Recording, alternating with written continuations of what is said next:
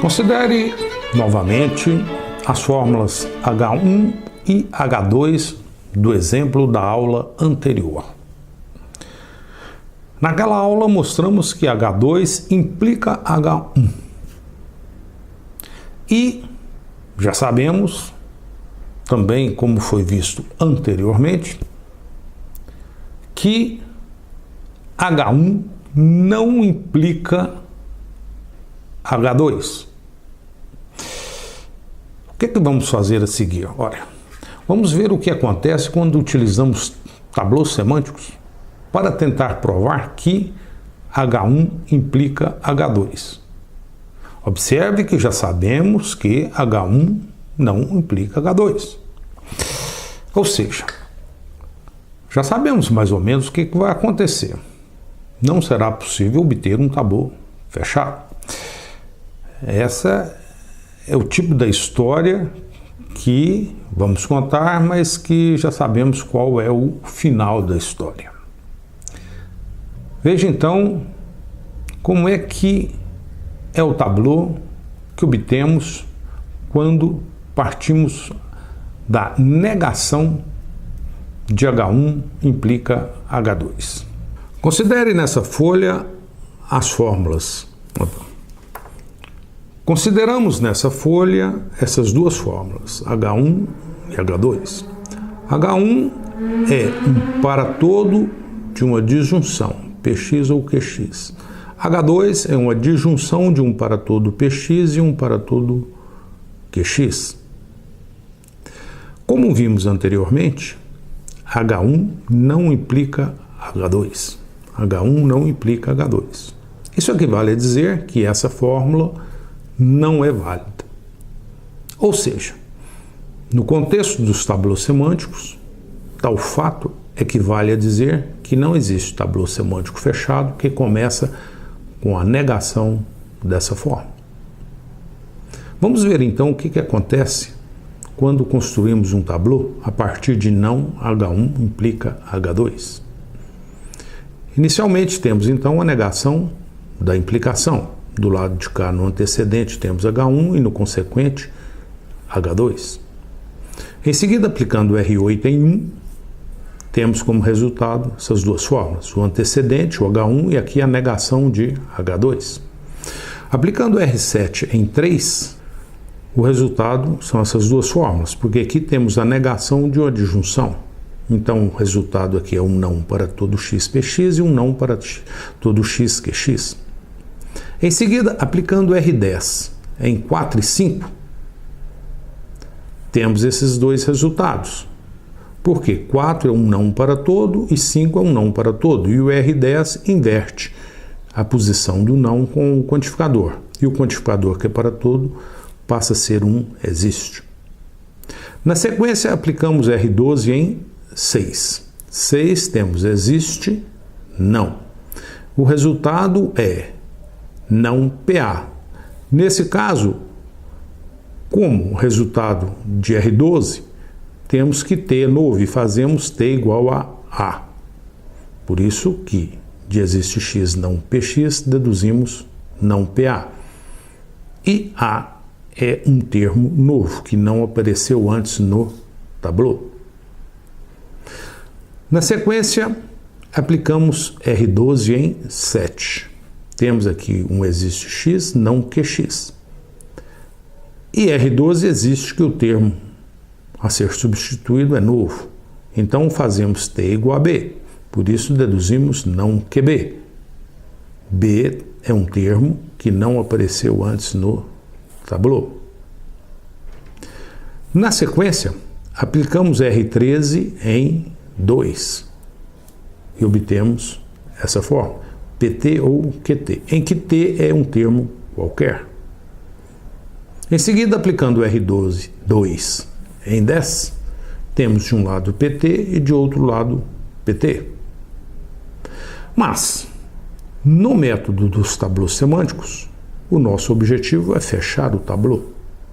E esse T é qualquer.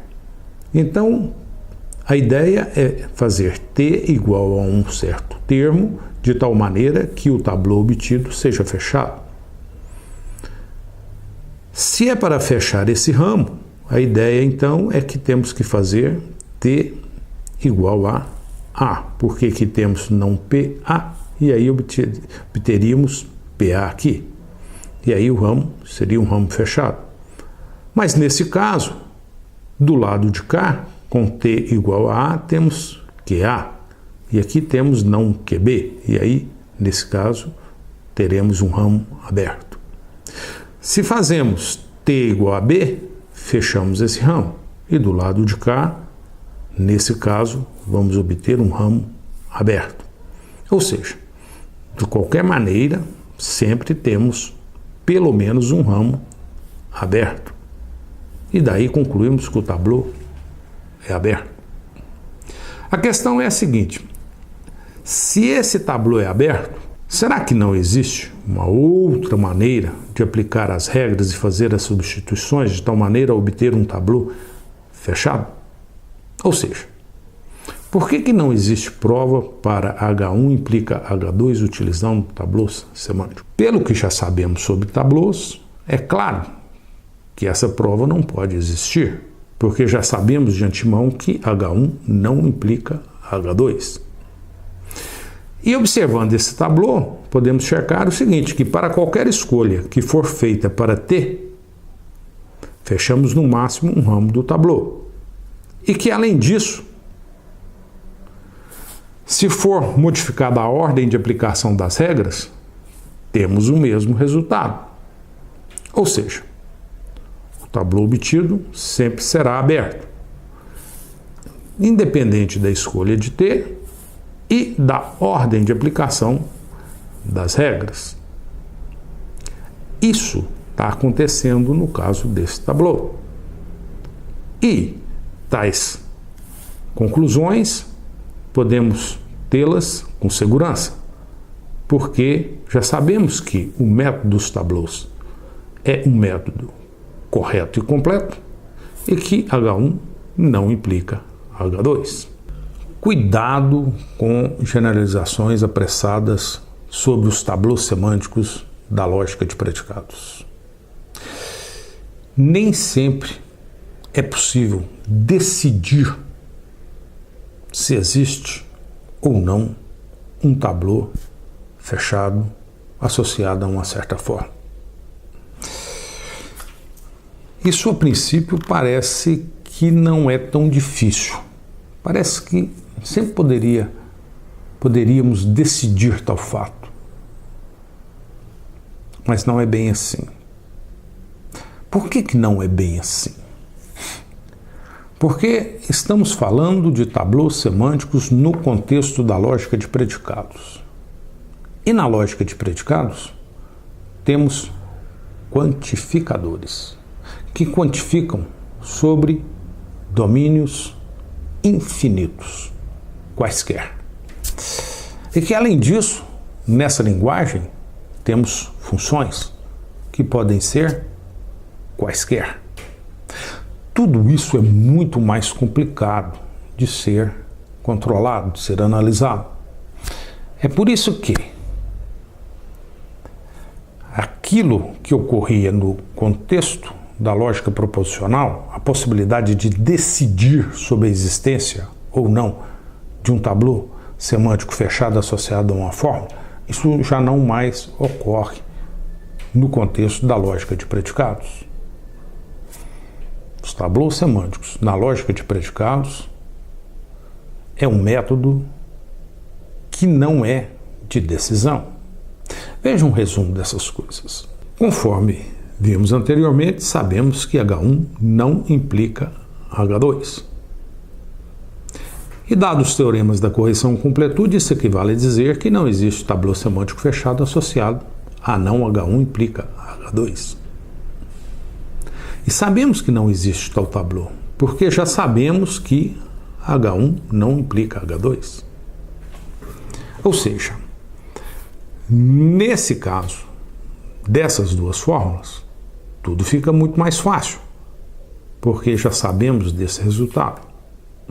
Ou seja, para essa fórmula fixa e dado um tablô fixo, nesse caso, é possível analisar o tablô e concluir que não é possível fechá-lo. Ou seja, podemos concluir se o tablô é fechado ou não nesse caso. Mas a questão é a seguinte: no caso geral, se o tablô for aberto, considerando aqui uma fórmula qualquer, o desafio é encontrar, se existe, um outro tablô e de preferência fechado. Como veremos, tal tarefa não é tão fácil como aquela que encontramos no contexto da lógica proposicional.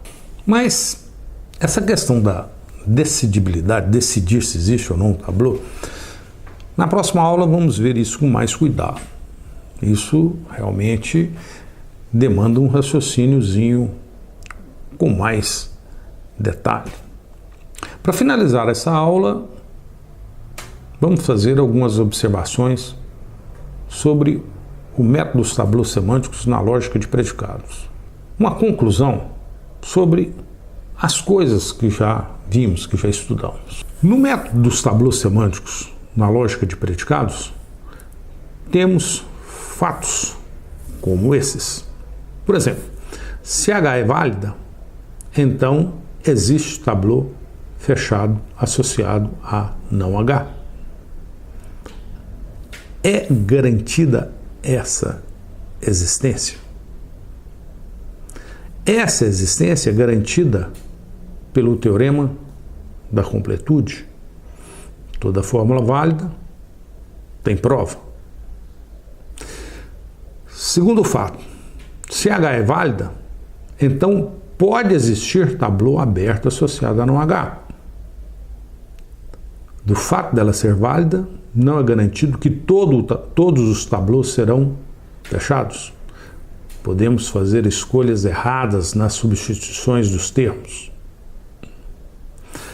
Se H não é válida, então não existe tablô fechado associado a não H. Temos aqui a garantia da não existência. Por que esse fato? Olha, porque se existisse o tablô fechado associado a não H, H seria válido. Isso é o teorema da correção. Outro fato. Se H não é válida, então todo tablô associado a não H é aberto. Não há exceção. Por quê? Porque se existisse algum tablô fechado, então H seria válida. De novo, teorema da correção. Se um tablô associado a não H é fechado, então H é válida. Esse é o teorema da correção. Se um tablô associado a não H é aberto, então não necessariamente H não é válida. Novamente, escolhas podem não ser boas. Finalmente, se todo tablô associado a não H é aberto, então H não é válida. Por quê? Para que H seja válida, temos que ter pelo menos um tablô fechado. Isso é o teorema da completude. Interessante essas coisas, né? A princípio, definimos a linguagem da lógica proposicional, a lógica proposicional. Depois, estendemos essa lógica para a lógica de predicados, como uma nova linguagem, com quantificadores, com funções. Na lógica de proposicional, temos lá o método dos tablôs semânticos. Esse método foi estendido para um método dos tablôs semânticos na lógica de predicados. E é engraçado que, a princípio, parece que a ideia é que tudo aquilo que valesse, que vale, né, lá no contexto da lógica proposicional, deveria valer no contexto da lógica de predicados. Mas a resposta é negativa. Na lógica de predicados, o método funciona de maneira bem diversa daquela da lógica proposicional. Olha, se há extensões e essas extensões consideram quantificadores e funções, tudo muda. É assim mesmo. A lógica de predicados é uma extensão, digamos, não trivial da lógica proposicional. A lógica de predicados tem muito mais do que aquilo que temos na lógica proposicional. Por isso, ela é mais rica. Por isso, podemos representar muito mais na lógica de predicados. Mas tudo que é benefício sempre tem um custo. Analisar e provar resultados no contexto da lógica de predicados, evidentemente que é muito mais difícil de fazer do que no contexto da lógica proposicional.